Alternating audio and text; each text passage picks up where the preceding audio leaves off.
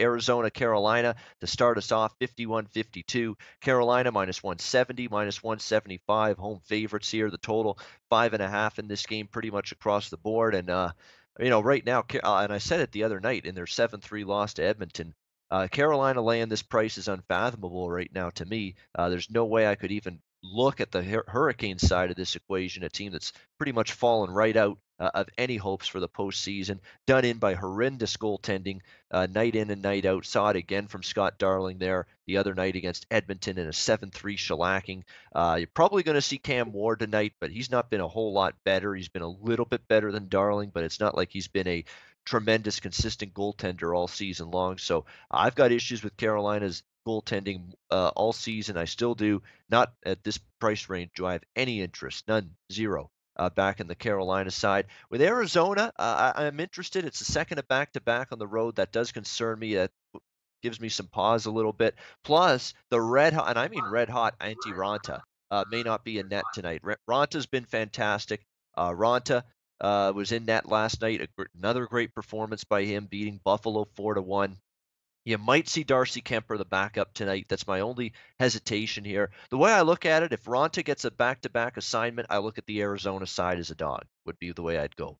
If I see Kemper in net, I'm more inclined to look at the over. And when you look at Carolina going into this game, what have they cashed? 4 or 5 overs in a row? Indeed, they have. 5 straight overs for this Carolina team. 6-3 loss to the Rangers, 6-4 loss to Boston, 4-2 loss to Philly. The only win during this span was a 4-3 win against the equally problematic with their goaltending and specifically with their defense, the New York Islanders, and then, of course, 7-3 the other night to the Edmonton Oilers. So 5 straight overs for this Carolina team, and it all goes back to the goaltending, really. The number of shots this team has given up on a regular basis really isn't that great. I mean, there's games they're giving up 6, 7 goals, and they give up just 23, 24 shots.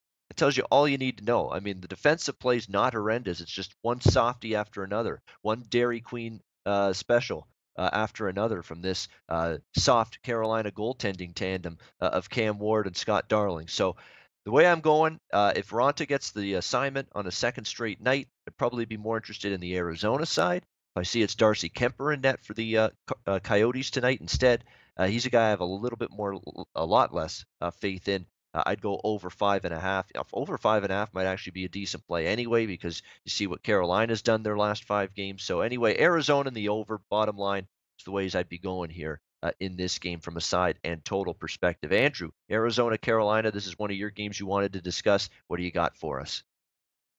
Hey, good morning, Ian. Yeah, just as far as this game goes, I think it's important for us to recognize, and I stress this all year long. It's important for us to recognize, the kind of identities teams are trying to make for themselves moving forwards and heading into the next season. Even and I know it's kind of early to say that, but these teams that aren't making the playoffs, that aren't making too much of an impact over these next couple of games, they're still trying to do something and make something for themselves. And I'm not sure about you, but I really read into a lot about what the players are saying and their mindset and how they're really reacting to the situations that they're in right now. And Max Domi for the Arizona Coyotes seems to be in a very great mindset right now. He seems to be in a good mood, a good spot, and he's saying, come few years time, watch out for us, watch out for the Coyotes, watch out for what we're going to be doing. And for me, that's motivation. That looks like they're serious. That looks like they want to win.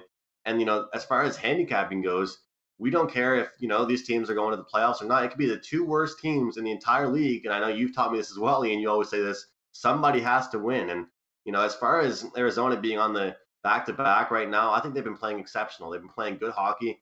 They're kind of playing that shocker team. They're playing that surprise team. They're coming out and showing teams that they really can be a good hockey team, and they do have a lot of talent on that team. And as far as Carolina goes, like you mentioned, they don't have any trouble giving up goals. I mean, past couple games here. 6-4 loss to Boston, 4-2 loss to Philly. They had a 4-3 win against New York Islanders, but still was a pretty sloppy game. And then, of course, their 7-3 loss to the Edmonton Oilers. So realistically, I understand there's some talent they face, but their goaltending situation isn't looking the best right now, whether it is Darling, whether it is Ward. But I just don't think Carolina as a team collectively is in the same spot as Arizona right now. And that's just the fact. I think Arizona right now 4-2 straight up in their last 6 games on the road. But the under is also a good play in this game right now. I don't think Carolina can actually score against this Arizona team. It's going to come to a surprise to a lot of people. I think that, but I think Arizona's also been cracking down on defense a lot as well. So when you give me what is it here? You give me plus 160 right now as a live dog for Arizona right now as a dog against Carolina. Carolina, this is just ridiculous, Ian. I mean, looking at these stats, looking at the history between these two teams, I just think that Carolina is in a complete different spot. The Coyotes are having a big mindset right now coming to this game. Back to back, whether it's Kemper, whether it's Ranta, it does not really matter to me because this whole team collectively is in a better mindset. And I think that there's just way too much negativity on Carolina right now. I do agree with your over, Ian, in the sense that I think Carolina is a sloppy team right now. And that's one thing that would make me think they could push that total over. But in the end, I think Arizona has far too much talent. You're getting a very high plus price. And that would make me lean towards Arizona Coyotes money line. Yeah, I mean, I think it's worth some kind of bet. It's not going to be my best bet, but it's at this price range with even on a back-to-back. And I know the back-to-back is factored into this line. That's part of it, but still, I mean, this is an outrageous price to have to lay with this Carolina team, considering what they've done lately, and that's 2-6 in their last 8 games, giving up goals in bunches, the goaltending that you can't rely on, and you got to lay minus 170 with that team. Not me. And now you got some injuries piling up. We know they lost Noah Hannafin last week to a concussion. He's probably done for the season with a concussion. Those symptoms sometimes don't go away for weeks, if not months. So you're looking at a spot with him that his season might be done already.